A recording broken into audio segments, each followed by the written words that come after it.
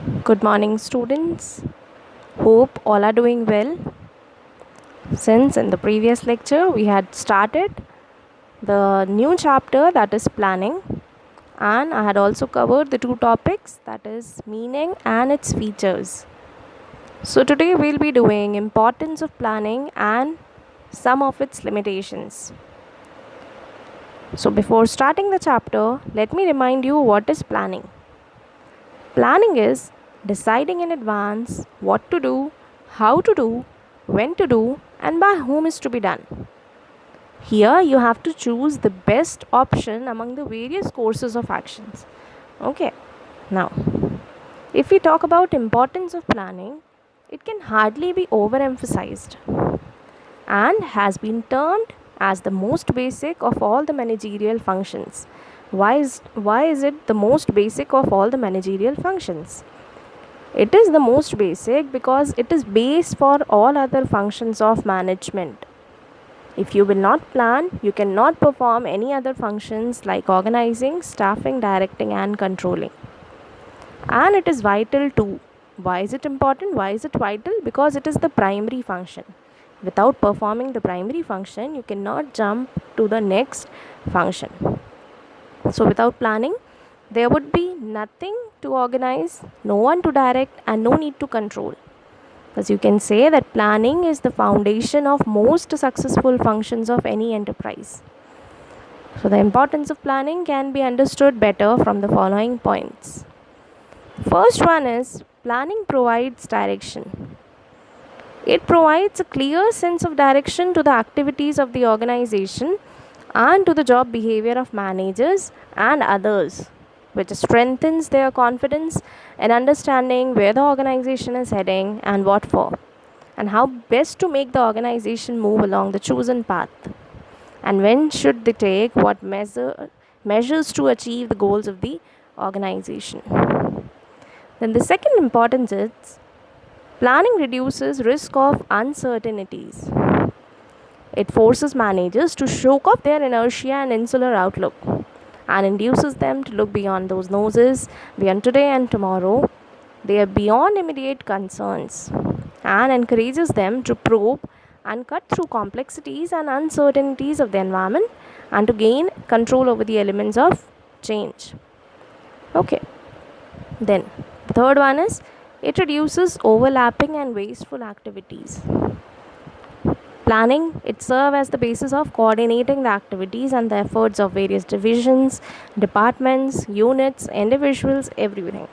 Okay, so it helps in avoiding the confusions and the misunderstandings. And since it ensures clarity in thought and action, work is carried on smoothly without any interpretation. So, useless activities are just minimized or eliminated, and it becomes easier to detect inefficiency and take the corrective measures to deal with them. Then the next one is planning promotes innovation and creativity. Since it is the first function of management, new ideas can take the shape of the concrete plans. And it is the most challenging activity for the management as it guides all the future actions leading to growth and prosperity of the business.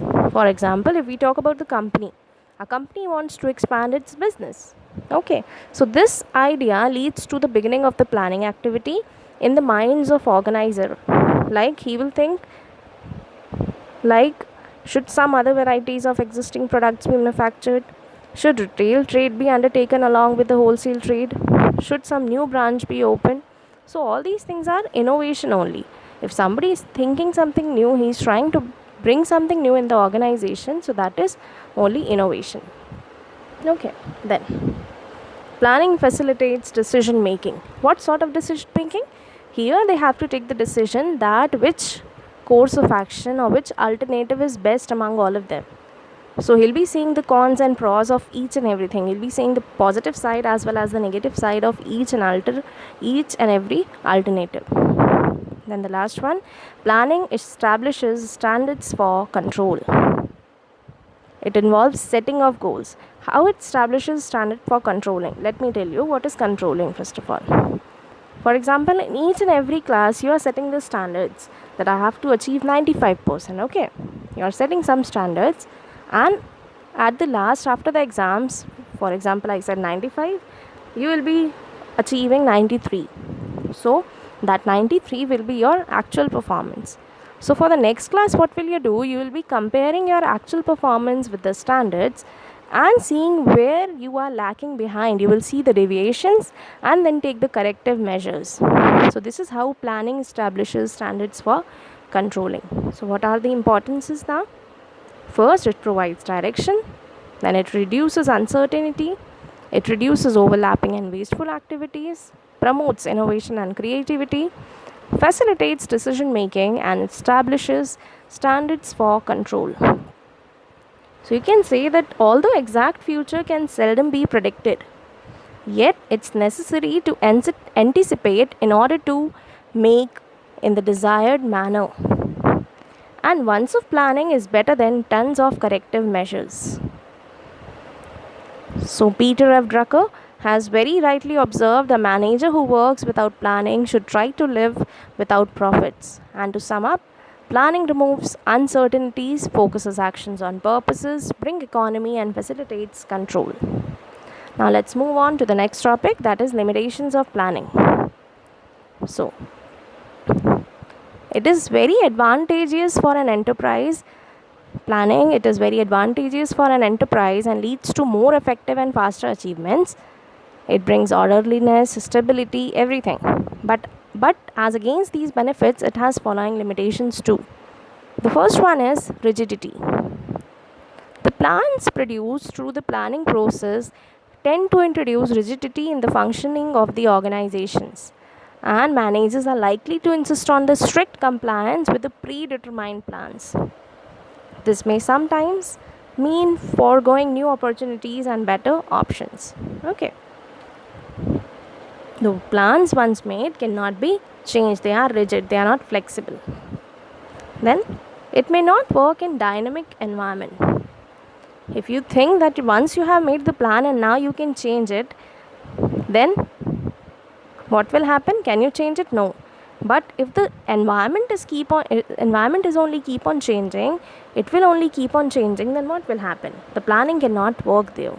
There are various dimensions like economic, political, physical, social, all these things. So the organization has to constantly adapt to the changes itself. Then it reduces creativity. Under planning, all the activities are connected with the attainment of objectivities. Okay. So consequently, everybody work as they have been directed to it, and it has been made clear in the plans. So therefore, it checks their incisiveness. It means that they do not think about appropriate ways of discovering new alternatives. Then, planning involves huge cost. It is a small work, but its process is really big. It becomes meaningful only after traversing a long path and takes a lot of time to cover this path. Okay. Then it is time consuming. Planning is a blessing while facing a definite situation, but because of its long process, it cannot face sudden emergencies. Sudden emergencies can be in the form of some unforeseen problems, some opportunities of profit, and there has been no planning for all these situations beforehand, and which now requires immediate decision. Then it does not guarantee success. The success of any organization is only possible when plans are properly drawn up and implemented. So any plan needs to be converted into action, or sometimes it becomes just meaningless. So the organizations or the organizers have a tendency to rely on the previous plans which they have already tested. So it's not always true that just a plan has worked before, it will work again. So it does not guarantee success. So what are some of the limitations? Rigidity, may not work in dynamic environment, reduces creativity, huge cost, time consuming, and does not guarantee success.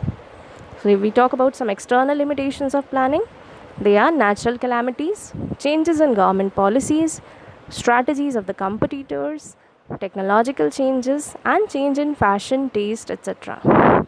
So what can you conclude from this? We can say that various limitations to planning arise on account of the unpredictability of human nature and conduct. uncertainty of political economical factors, conflicts in the organization, insufficiency of information. All these things lead to limitations of planning. So a manager has to face many limitations to planning while exercising upon plans, and if it is used with due respect and adjustments to its limitations, it can certainly help the manager or the management in minimizing uncertainties, risk and hazards. So these were some of the importance and limitations of planning. Thank you.